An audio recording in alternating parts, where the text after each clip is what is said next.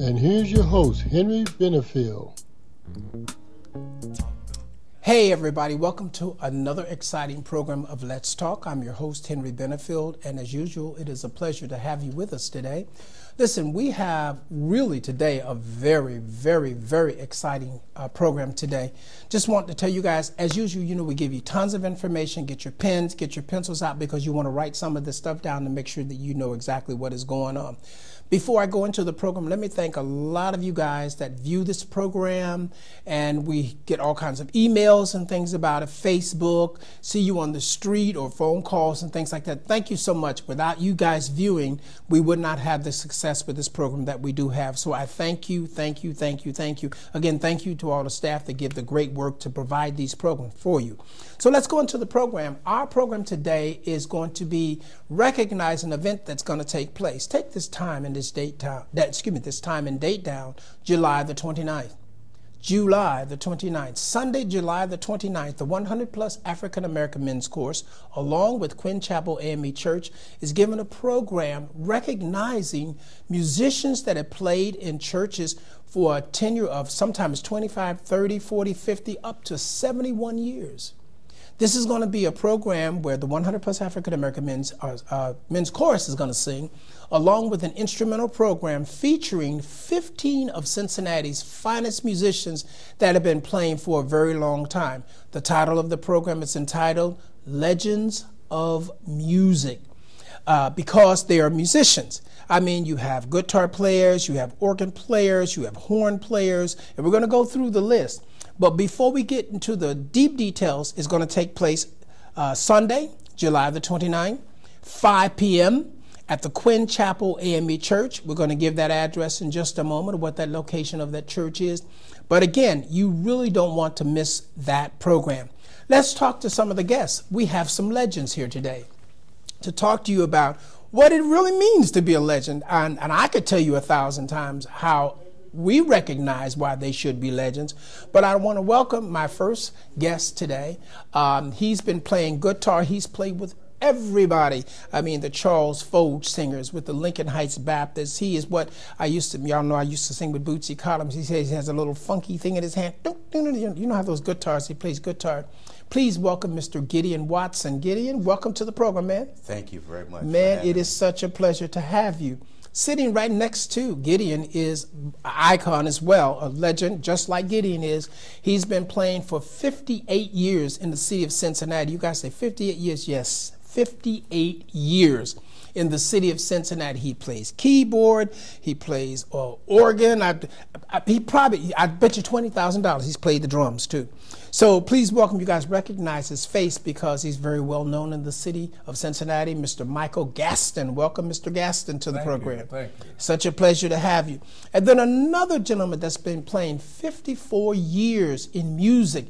I mean, it's such a recognizable name with excellence. And when it comes to providing a foundation, most of us singers know without a good foundation of music, it's kind of difficult to really, really minister, because if you have someone that, doesn't really know how you're supposed to sing or play, or the keys you're playing, or in the style that you're playing, it can be very difficult. But I'm very happy to welcome Mr. Elijah Williams Jr. Hey, man, how are you? I'm great. Thank you for having me. Awesome. Such a pleasure. Awesome to have you guys on the program.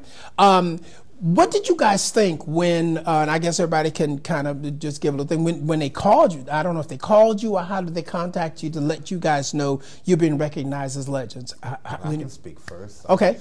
First of all, I want to thank God for his gifts and talents that he's given me. Yeah. And then I want to thank you, Henry, and the staff for inviting me. When I got this invite, I was elated because I was just wondering how long would it be when I would still play the guitar. You get to a certain age where you consider, am I too old to do this, or should I retire now, or should I be on my way? I get this invite, and it just sparked something in me to let me know that I still can do the things that I've been doing for so many years. Wow. And you've been playing, and I'm going to get to the other guests as well. You have played with a multitude of individuals, different ministries and things. Talk about some of the people. I just iterated just a little bit on some of the folks you played with. I mentioned the Charles Foge singers. When you think about Grammy Award winners, Well, can you imagine the choir without your instrument?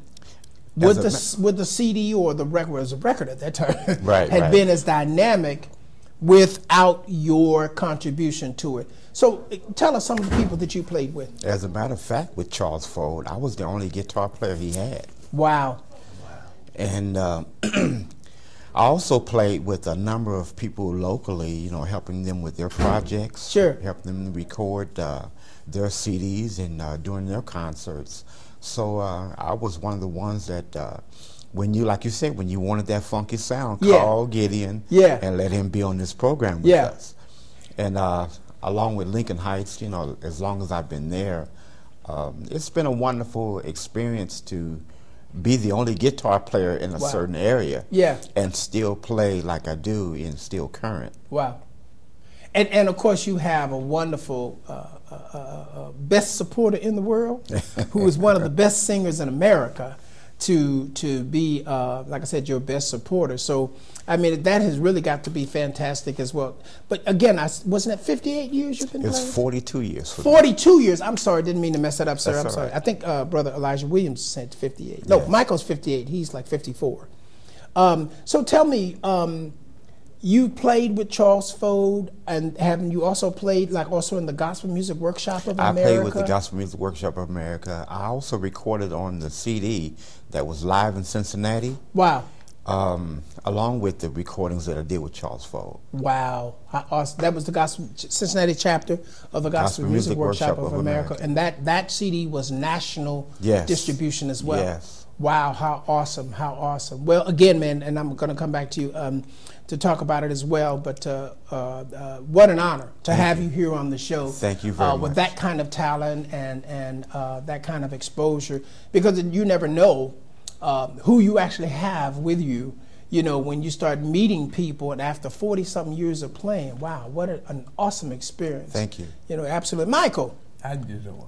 I'm good, man. Talk up, I know you might have a problem talking about you, right? I don't think so. So, man, let's talk. Michael Gaston, I mean, what year was it that you started playing? I was 14 years old. 14 years old. Mm-hmm. Okay. And playing was it the piano, Brown organ? Said what now? Playing for James Brown at 15. Okay, played for James Brown. The James Brown. Get on up, get into it, and get involved. That's it. And you took it literally. Yeah. Okay. I'm sorry, go ahead, sir. I think it's time that we recognize and give honor to the musicians. And I agree. Yeah. I totally agree. And I don't want to not bring you back. I don't want to knock you off that point. Mm-hmm. If you go with me just for a second, I'm trying to get people to see where you started from. You mentioned at 14. I agree. It is time to honor the musicians. But if we could just kind of talk about that a little. Where did you start playing? Were you playing I used church to play and school? for First Du Shallow Baptist Church. Okay. At 14? On South Crest, yes. Okay. And the organist, was it Reverend Mangum? Mangum. Wow. And the organist was Arthur Davis. Arthur got drafted into the service. And I used to take this little screwdriver and pick the church lock. What? Every day. And go in there and play. Wow. I did it for 6 months. Wow. And one Sunday, I just got on the organ and play, and my grandma just sit there with her mouth open. And everybody else did too. And so everybody else tries to break out the church, and you break it into them. Then I played for that church for about 3 months. And one day the deacons came to me and said, the pastor didn't want you to play no more because you play too jazzy. Wow. And I had a problem with that because show how churches can really hurt you. And I walked up the street to Rose Chapel. Wow. Told me to come in. I played that Sunday morning. And Eugene Smith was up there playing. He said, "Man, they need to hear you. Come on in." And he was a keyboard player as well. No, Eugene was the organ. He got off the organ and got on the piano. Okay. I came in, and they hired me that Sunday morning. Wow. And I went to Bible Way that Sunday night, and they hired me that Sunday night. Wow. You know. And you were with Rose Chapel how many years? Ooh, 13. 13. Now, everybody recognized, you were at Bible. You still at Bible. Yeah. I was playing for 2 churches. Wow. Rose Chapel and Bible. Rose Chapel would come on the broadcast at 6 o'clock in the evening. Couldn't get in there. Wow. Bible would come at 9 o'clock. We would stay in church till 12 o'clock at night. No Wow. Wow. And it's a shame now you can't find nothing. Once you go to church on Sunday morning, they didn't have enough. Wow, wow, wow. Well, people are so busy now. They don't have time for, I don't know, sometimes if they have time for themselves. But, at that time, it was very rare to have a lot of outside activity for our community. Yeah. So the only thing we had was church. Yeah. And then that time, Bible Way would start at 11:30 in the morning service. We got out of church at 3, got to be at another church at 4. Wow. We had to be back for YPWW at 6. Wow. Evening service at 7:30, the broadcast at 9. Wow. Wow. That's all we knew was church. But you know what? That was a good Sunday. Yeah. That was a good Sunday. You didn't have time to get in trouble either. No, you did not. Boosie Collins was out on the organ, Boosie Collins was on the bass, and Roger Trotman was on the lead guitar. Get out of here. Yeah. Wow. And people never know, man. And Elijah, you can jump in this conversation anytime because I'm going to come to you in just a moment. But people never know that, folks that are so-called major artists today got their start in just a basic church. Yeah. The fact that people like you playing with Billy Preston, him flying you out to California, you guys going all around the world, that you started from picking the lock, picking the lock of the church and going into the place, or the fact that they didn't like you because you played a traditional style, or didn't play a traditional style, and you went up the street disappointed, and that was a step for you to step into people recognizing the talents that you had. Yeah. Wow, how awesome. How awesome. I love it. I love it. Elijah. Yes, sir. Tell me about you, man. Listen, where did you start at? I mean, where did I start at? Yeah. So how many years? 50-something years? It's actually 53 now. Wow. I've been playing. And it actually all started with my dad, my namesake, who was also a legend in this city, Elijah Pat Williams. Right. Wow. Right, Awesome lead gospel singer. So we kind of got it all from there. So, Elijah Williams Sr., what he sung, he played an instrument? He was a singer, lead singer, and one of the best. Okay. Christian airs back in the day. I think that was where we started with. Well, Lovettes, actually. Oh, wow. I remember them with the real tall lady. Yeah, Real pretty lady. Miss Spearman. Yeah. Yes. Mary Spearman. And they actually brought him here from Hawkinsville, Georgia, to sing for his group. So that's how our family became, rooted and grounded here in Cincinnati. Wow. And so they brought him here to sing. So my whole family now is nothing but musical family. Now, what instrument did your dad? He really just sang.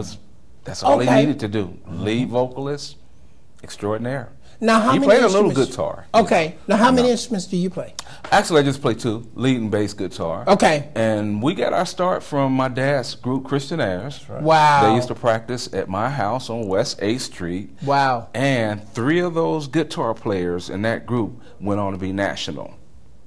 One of them starting with Boosie Collins. Boosie Collins played for the Christian Airs? First bass player, first musician I ever saw him play anything. And one was Mike Wold, who's passed. He went on with the Endeavors. Who? Mike Wold. Okay. He's passed since then, but he was an awesome guitar singer, a player, one of my favorites. Yeah. And there was also Ernest Lattimore, who was playing guitar for my dad's group also.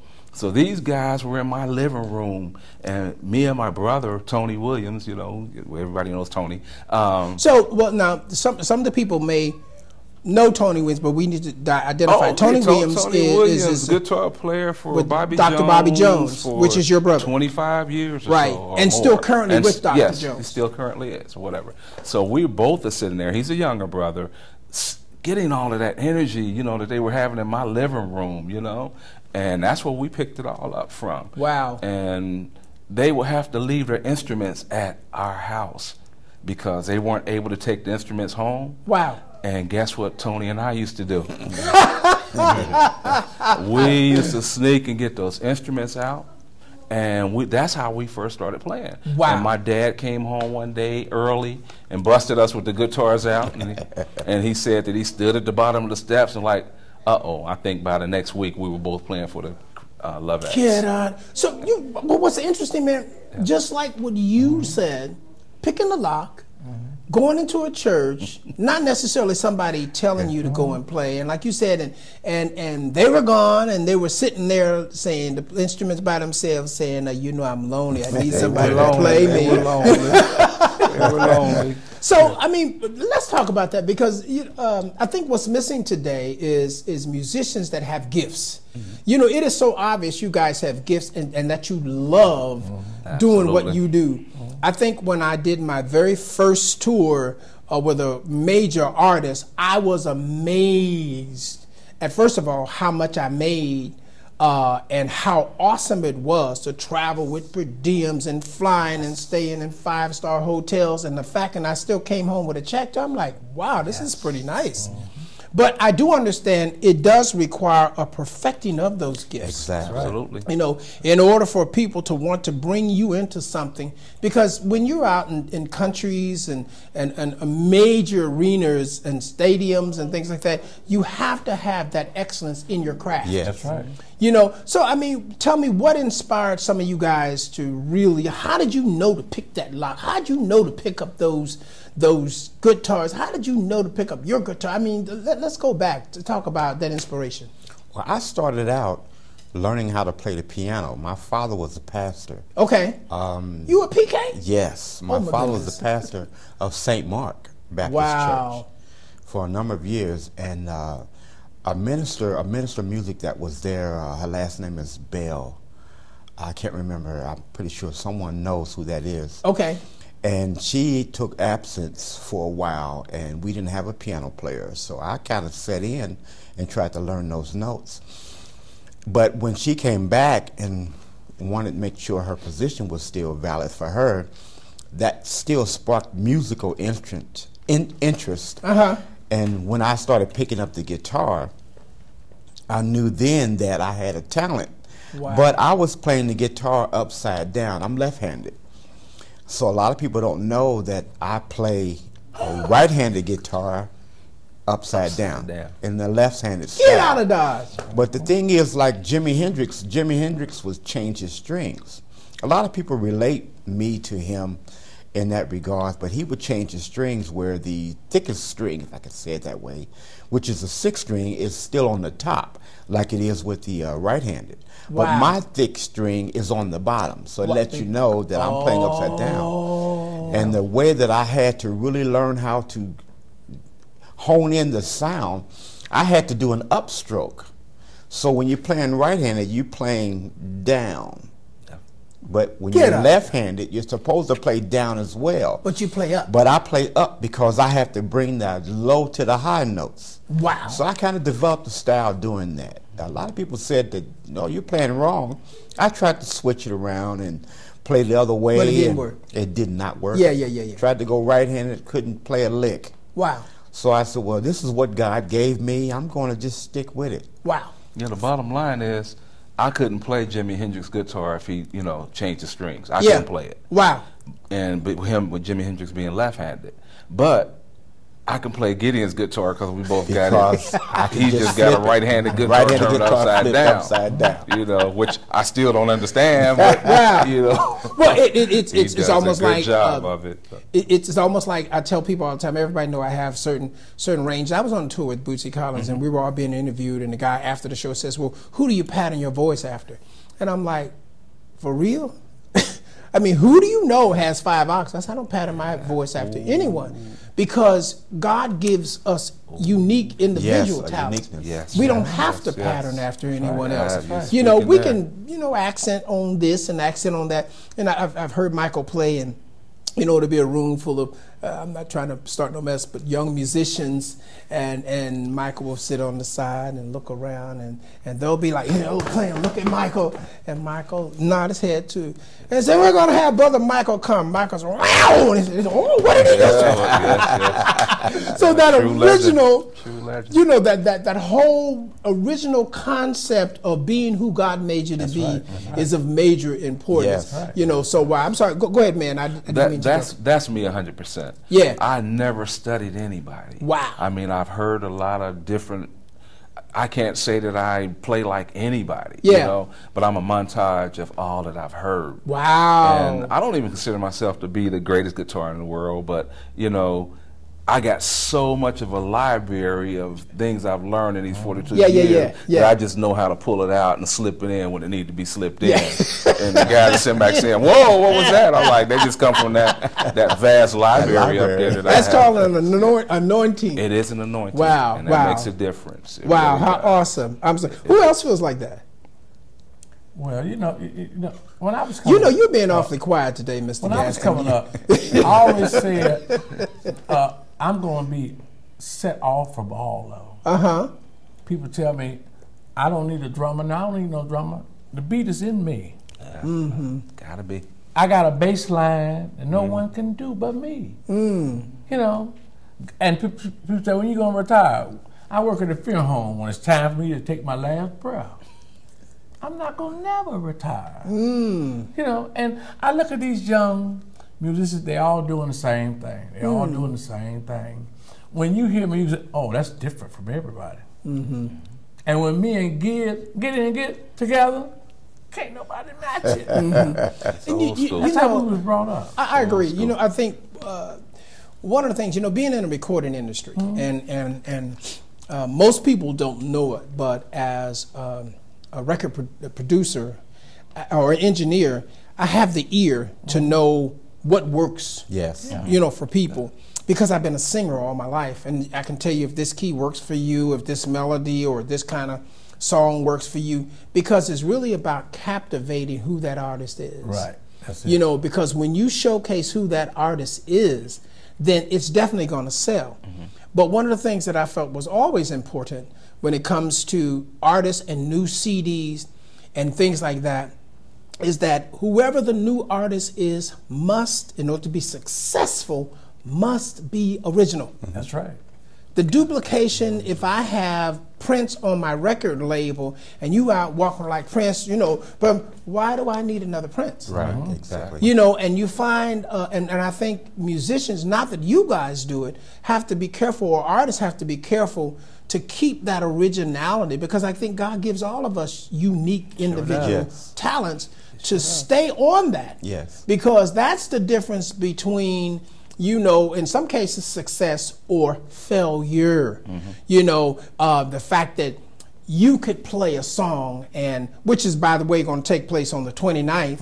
I'm promoting the concert. You could play a song, and then he plays a song, and he plays something. But the best part about it, though you all played on the same concert, the individual uniqueness of each of you, people says, "Oh, I like this. Yeah, but I like that." But wasn't the whole concert good? It was fantastic.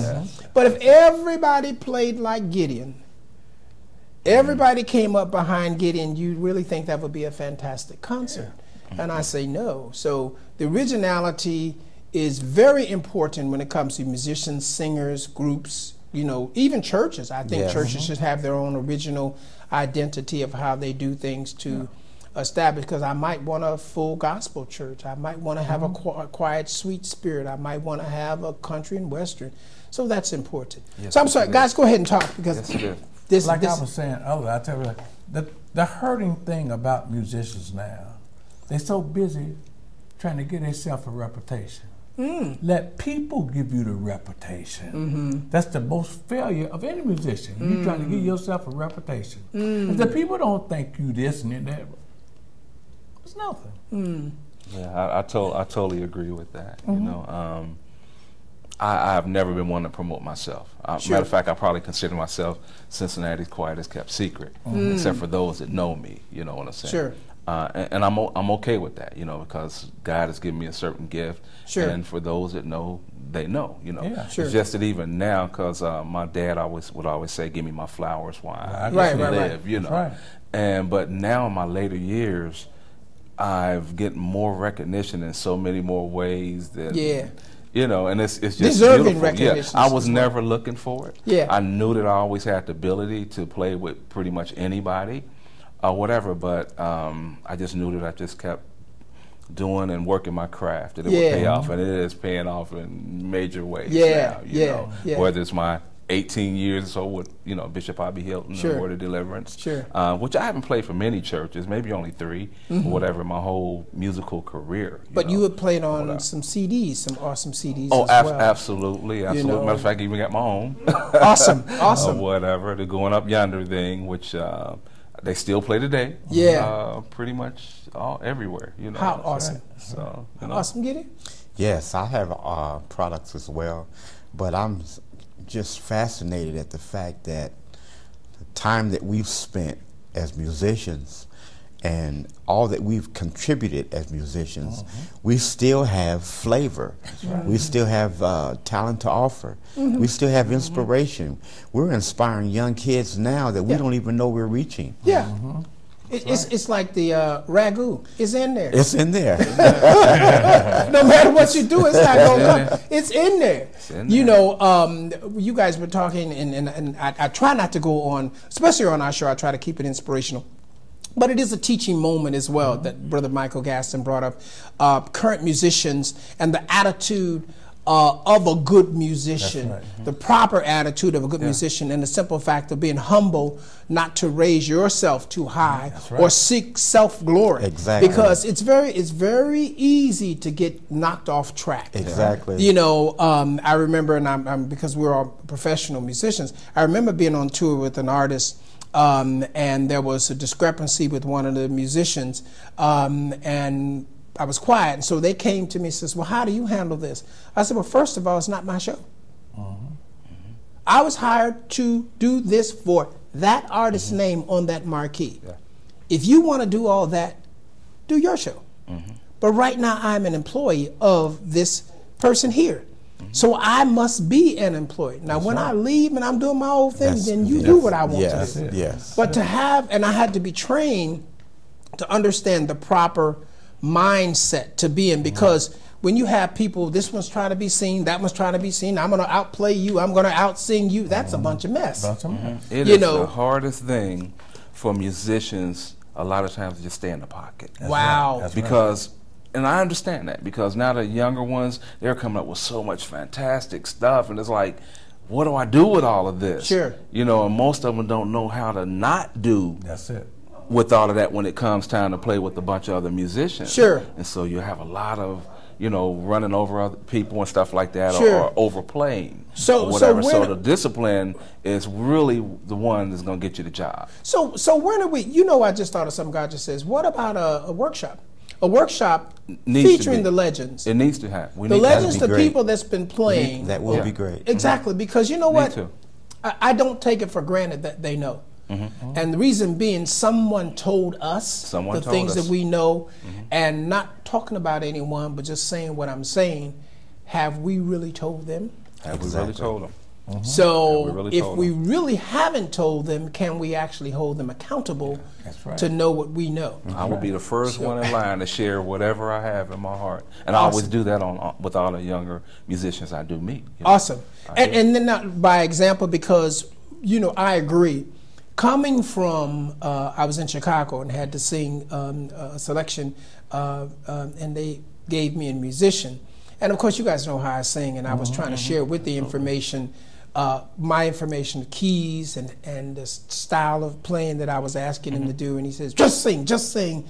And I was thinking, watch out. Yeah, no, you know. And I'm not an arrogant person. I said, just respectfully, I'm the person that's going to be doing the selection. 100%. And if you're going to accompany me, we need to be in sync.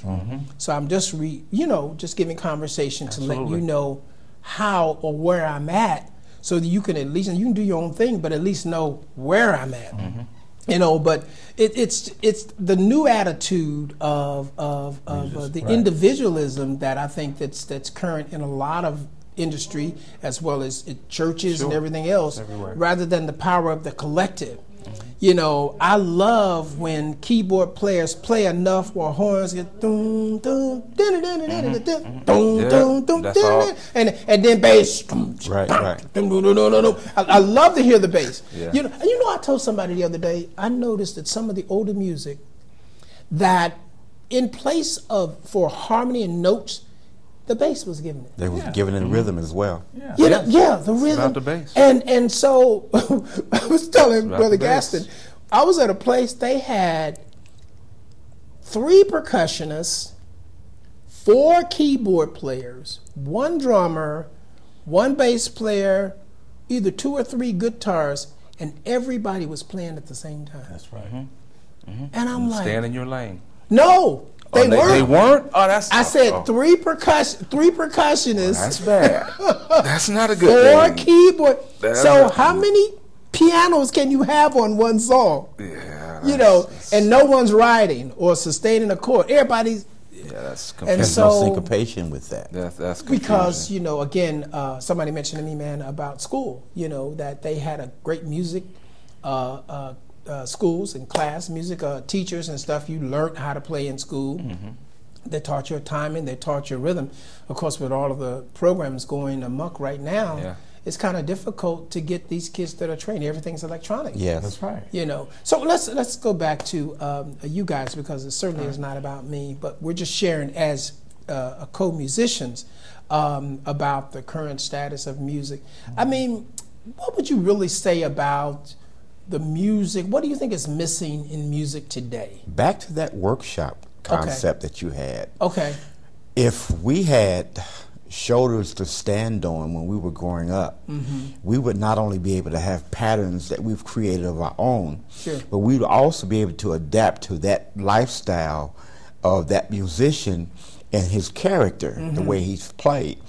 And what we're doing now is everybody is so individual, such an individualist that you don't have a shoulder that you're standing on. That's a support system to get you in the strength area that you need to be. So you're trying to play all over the place and you don't have the discipline.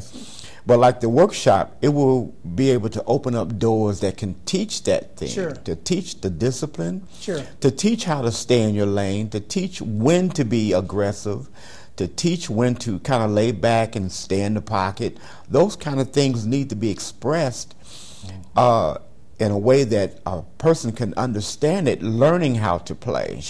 And learning how to play in the right way at the right time. Because you know, a lot of musicians are doing this for a hobby. A lot of them are doing it because they love music, but the most of them are doing it because they want a paycheck. That's right. But you're not going. And that's okay. But you're not going to get an effective growth out of someone who is too aggressive. You're not going to get an effective growth out of someone who's too passive. You have to have the discipline. And you need to see the discipline in someone else that has stood the test of times, that has weathered the storm, and is still standing.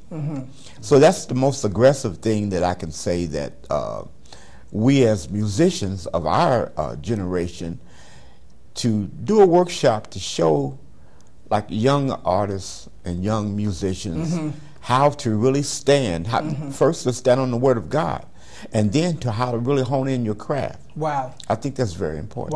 Wow. And within that workshop, there's such a wide range of topics. Yes, it is. You know, the Spirit of God may call for a hymn. Exactly. And not being able to play a simple Amazing Grace. Exactly. You know, yes, sir. I'm sorry. It's strange you brought that up. You had a program.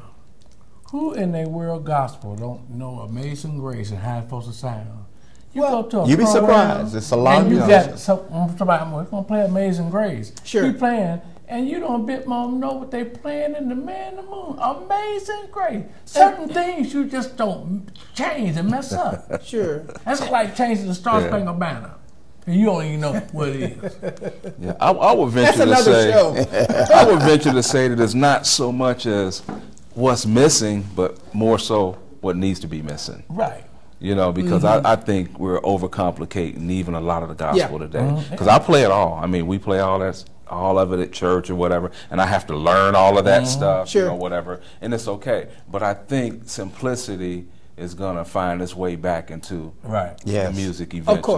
Of course. Because it's how far can you go, how much more can you add, how many more hits can you add to this song, you know? And then you have somebody just come up and just sing a simple hymn type song. Yeah. And just slay the place. Or simplicity itself. You know. And that's a good topic to talk about because I remember, and I was listening to, you know how you have Pandora and YouTube, and man, I love some of the older songs from some of the more traditional gospels. Mahalia Jackson, Clara Ward, and even way back when James Cleveland. And I was noticing, man, that the music was really not that loud. Yeah, Rosetta Thorpe. It was like what I call accompaniment.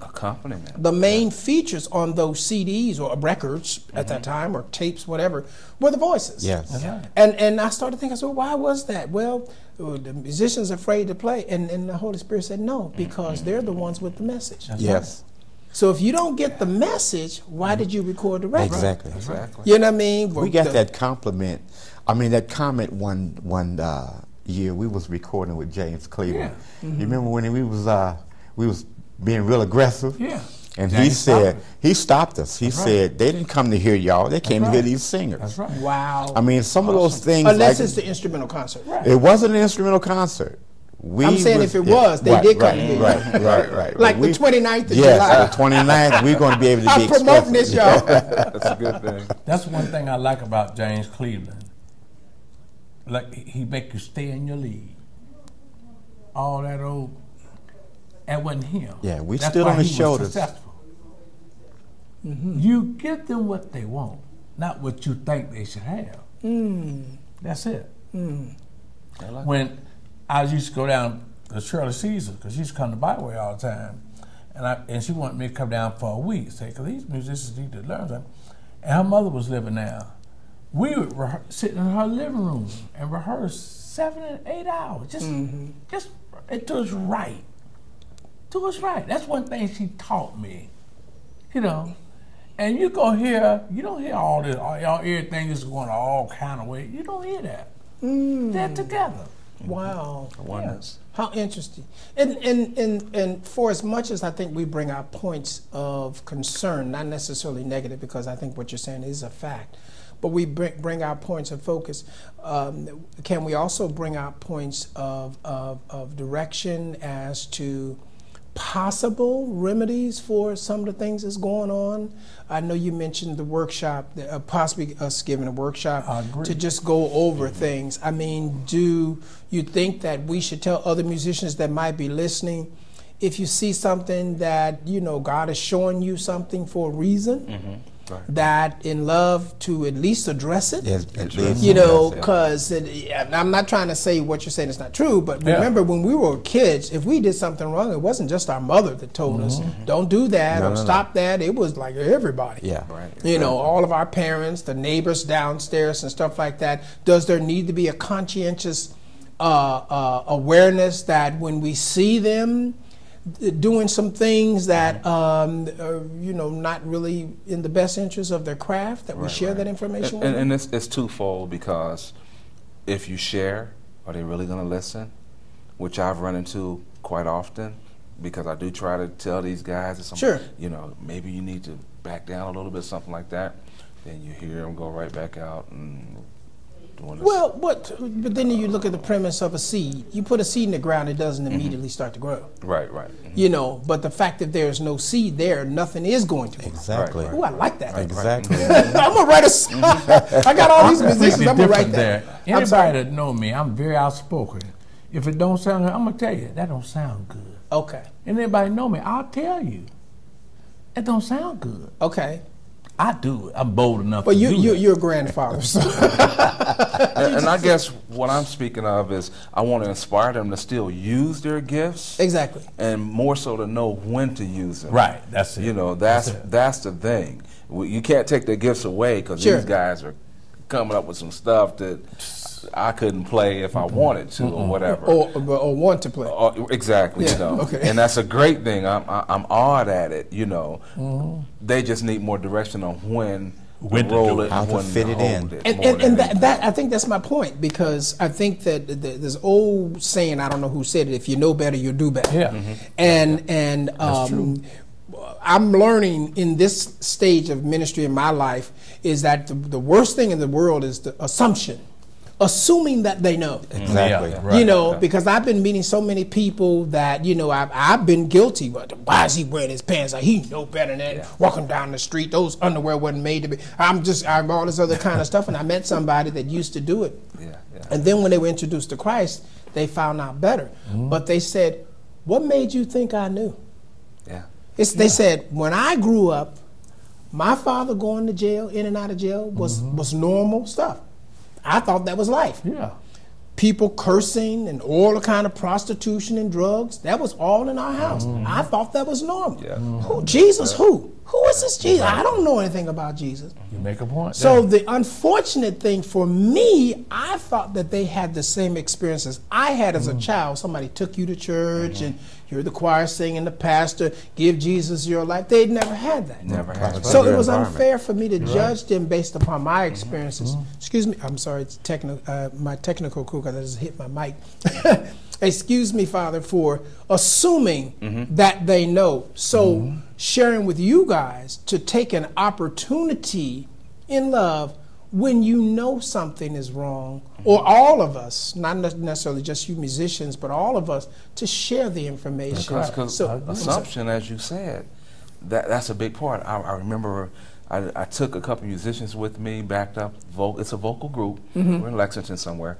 And the couple musicians I had with me, they were all over the place. This ain't what we rehearsed.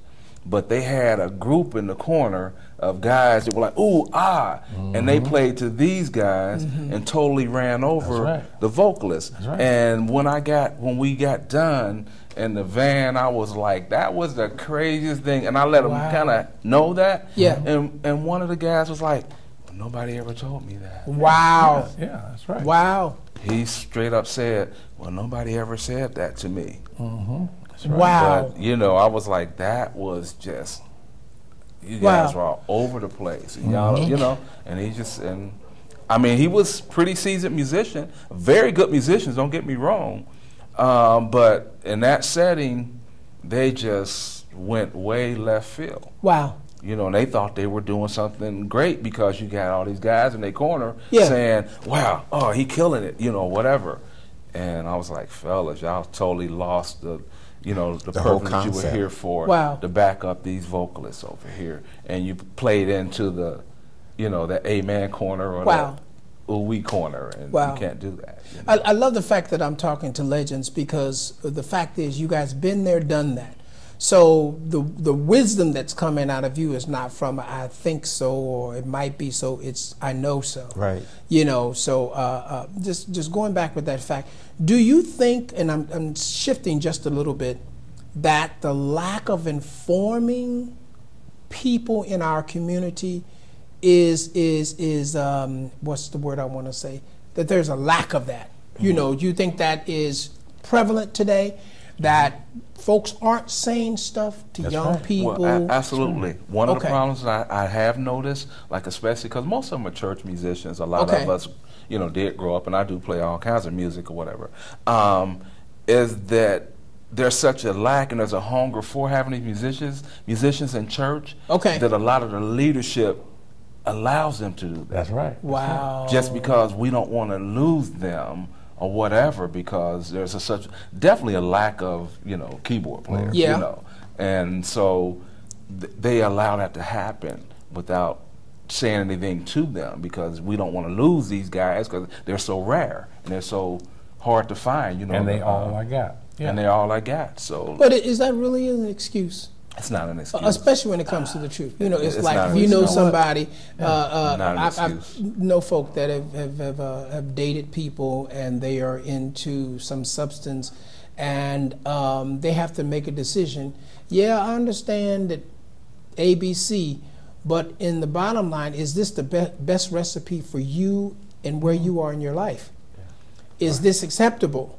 You know, and I don't have to necessarily call it out, but somebody doing something illegal or crazy, you're trying to go to college and get your career. Well, we all know what that's going to lead to. Exactly. So is this the best interest in your life? And you have to make a decision to either stand on the truth or settle for something like this, and then the outcome gets to be crazy. Yes. It was your fault in the beginning. Yes. Because you accepted it. And that's what you guys are talking about. Exactly the craziness that goes on with the musicians, they're you know, whatever, they're untrained or they don't know and stuff like that. Is that really an excuse for not telling them the truth? Perfect example. No. I'm not going to mention where we was, but me and you was at a program lately, and they just doing all kind of mess. And you could see the expression on my face. Mm. And you seen this. I said, what are they doing? So what would be the remedy? What would be that the remedy? plays the organ in Detroit for Karen Clark Shears. Excellent musician. You think it's me when you hear him. And he just tore the organ up. And Russ had to show I'm just like him. And it was a mess. Mm-hmm. I don't have to mention where we was, but just, you know, a lot of times it's not the place to tell them. Sometimes let them do it. And they see the results. I guess I'm changing this. Go ahead. I want to be the one to teach. Okay. And I am a teacher. Okay. You know, whatever. So I want to be the one to let them know, you know, teaching the right way. And I'm a positive teacher, you know. Okay. I don't destroy or tear you down while I'm doing it. You know, I try to find the most way dealing with you as an individual that I can get this point across to you. And I love doing that, you know. And when I see guys, and there are ones that get it, to God be the glory. Yeah. To God be the glory. Uh-huh. But to the ones that don't get it, it's like a circle. They're going to come back. It's like a boomerang. I'll keep trying to lead by example. Example. And what the word says, bring them up in the way that they should go. It doesn't say the way they're going. Right. That they should. But if there's nothing in them, how can we expect them to come back to something when we give them nothing? It's very hard for them to even come back because they don't have a direction of their own. That's it. They're just what you call a fish trying to find another school to swim with. They don't have a goal. They don't have a goal. They don't have a goal. And I'm still going back to, I find, and I'm not trying to air dirty laundry, this is just a discussion. I find in some cultures, not necessarily this culture, but they look at what everyone else is doing to them, but it seems like it is just impossible for them to be aware of what they're doing to themselves. Right.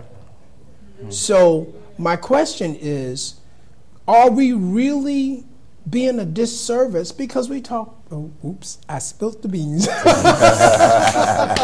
since it's out there, we talk about, you know, because we have such a wide audience, and I certainly don't want to bash anybody, but this is just a discussion. Exactly. We talk about a lot of things that go wrong and why it shouldn't be this, it's not enough money in the community and stuff like that, and all of the things that they talk about. But are we really doing ourselves a disservice by not recognizing what our responsibility is, not just to the family, but to the community as well? Yes, we're doing a disservice. Because I'm remembering, man, it was an older person, and trust me, I toured with everybody and got paid a lot, and still getting paid a lot of money. But it was the things that the seniors put in me that helped me to be the brother that I am. Yes. The respect. In the form of a mentor. Yes. The self-character that, you know, to me, I've learned that if you're in the ministry, you, above and beyond everything else, must have character. Yes. You must have character. And if you don't have character, you really cannot be an effective minister. Exactly. But that came from an older person. So are we doing ourselves a disservice by not recognizing what our responsibilities are, not only as parents, but as citizens and also neighbors or uncles and aunts? Exactly. You guys talk to me about it. These kids now don't have no appreciation for the old. But it's not. I didn't appreciate it either when I got it. I didn't appreciate it. But it's different now than what it used to be. These kids. Mr. Legend, I respectfully disagree because, you know, times have changed, but people are the same. Yes. If you stole something in 1776, it's just as like stealing in 2018. You stole something. You know, so I agree. Times, customs, and all the modern convenience have changed. And technology. But if they still in the, come on, dude. Yeah. And we can't give up on them. Oh, absolutely not. We absolutely can't not. We have but are we doing ourselves a disservice? Because what I'm finding, and I was hoping someone would allude to it, is the fear of people that are willing to stand up and speak out the truth to folks. Yeah. Right? Absolutely. You're right. Positively. So talk to me, guys. I'm putting it out on the floor, and I'm trying to get the legends, you guys that basically have been in this stuff for a long time. I think my folks are trying to tell us we got about 10 minutes. Okay. And I want to make sure I get a chance to hear everybody else, okay? Sure. I feel it's more than being an example. And a lot of times you can express through leadership by being an example of a good leader. Because somebody can hear what you're saying and still not get what you're doing. That's it. Sure. But if you are an effective leader, they're going to hear what you're saying because you are doing what you're doing. Sure. And it matches what you're saying. It's like your talent and your character go together, they're hand in hand. Okay. You can't have great talent and poor character and call yourself a leader. Well, you have to have them hand in hand. And traditionally in our community, weren't the leaders the people that were closest to you, your dad, your mom, your aunt, your grandmother? You know, absolutely. So we're telling every dad, mom, aunt, grandmother, don't assume that they know, right? Exactly. Wow. So this concert is going to be fantastic. I know that you guys are going to be doing a wonderful job at the concert. I know, Michael, I know you're not going to give away some of the songs, but are you excited about playing for this concert on July the 29th? Every time I play, I'm excited. Wow. And we can tell, we can definitely tell them. Let me put this little flyer up because I don't want to make sure that they get a shot of this, hoping that they can zoom in on that. I'm going to try to keep it as, I'm going to put my face and hide it behind it.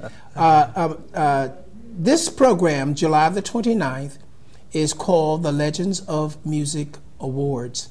It is being sponsored by Quinn Chapel AME Church as well as the 100+ African American Men's Chorus.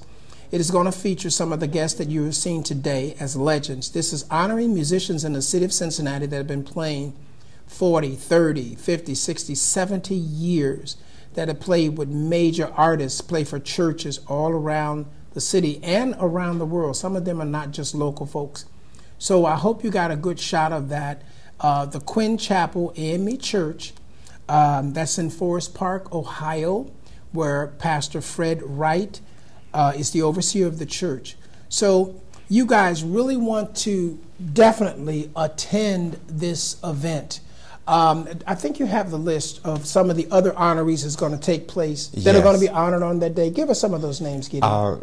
You also, I'll mention the names because they're listed here. Yes, Elijah Williams, Mike Wade, Everett Moore, Robert Gazaway, William Chipper Smith, Jason Bailey, Tony Williams, Lester Hankerson, Eric Jr., Oliver, Wanda Evans King, and myself, Gideon Watson, Alberta Shaw, Michael Gaston, Michael Thomas, and Arthur Davis.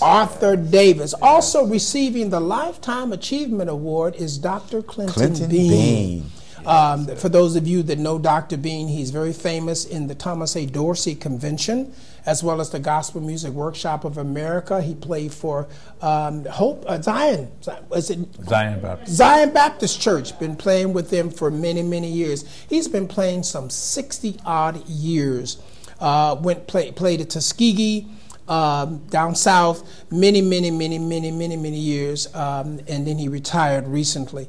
But he's going to receive the Lifetime Achievement Award along with the other legends. He is a phenomenal musician and director, classically trained. I love to hear him play those real classical pieces, you know what I mean, the anthems and hymns and stuff like that. So you don't want to miss this program. Again, that's July the 29th. It's going to take place at the Quinn Chapel AME Church. That is in Forest Park, Ohio, where Pastor Fred Wright is the presiding overseer of that congregation. It's going to be at 5 p.m. in the evening. You really want to get there early. Again, this is a musical concert. The legends that I spoke of are all going to present those fantastic talents in one instrumental program. They're going to play. This is a fundraiser for the 100 Plus African American Men's Course. All proceeds go to send underprivileged kids on the Black College Bus Tour. You really don't want to miss this. I want to thank you guys, man, for coming to the program to talk about this. It is such an honor to meet you guys and interview you about this particular program. So I tell you, Michael, I know that you have a lot of things that's going on in your life. Any new CDs or anything that's coming out? Because you always plan on somebody. Well, I'm working on a new thing with well, I play for Al Green too, and I fly to Memphis once a month, and we got a new album coming out, and so just look out for it. Wow. Okay. I saw my assistant to come and ask her to come over and whisper in my ear because unfortunately I could not see what she just did. But go ahead. You have another album coming out when, sir? Next month. Al Green and Full Gospel Baptist Church. Awesome. Memphis. Elijah? Hey, it's time for me to get back in the studio after the Going Up Yonder thing, and people were just like, when are you going to get back or whatever, so I'm ready to do that now. Wow. Ready to do it now. Gideon Watson? I don't have any recordings coming out, though, but... well, you do, because you played on my CD, and it's going to be coming out. Okay. Oh, that's great. That's great. That's great. But awesome. I do play with music company, and we're in the process of trying to collaborate and put another CD which is a together. Wonderful band. You guys backed me up on a CD that I recorded, and that's going to be coming out very soon as well. That is great. That absolutely. Is great. So again, everybody, that date is July the 29th at Quinn Chapel AME Church. That's in Forest Park, Ohio, 5 p.m. in the evening. Legends of Music, an instrumental music concert featuring 15 of the finest musicians in the city of Cincinnati. We have a lot more than that, but we're going to focus on these 15 on the 29th. You really don't want to miss this opportunity. And of course, if any of these musicians have ever played, been a blessing to you, you certainly want to come out and say thank you to them as well.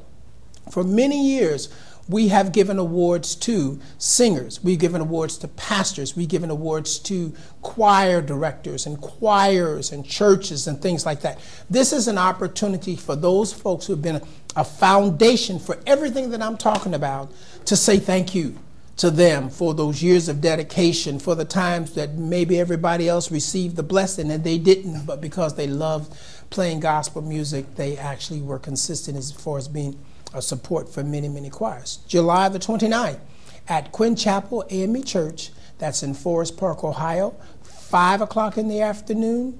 The Legends of Music honors, honoring 15 people and an instrumental musical concert. Also, 100 Plus African American Men's Course is going to be singing.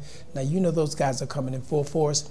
Going to do a great, great job. I hope you wrote that date and that time down. Thank you so much for tuning in to us. We look forward to getting more emails from you, more information from you. Without you, this program would not be a success.